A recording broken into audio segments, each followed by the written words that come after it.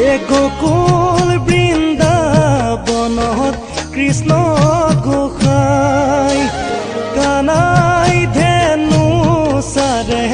বাঁহী বজায়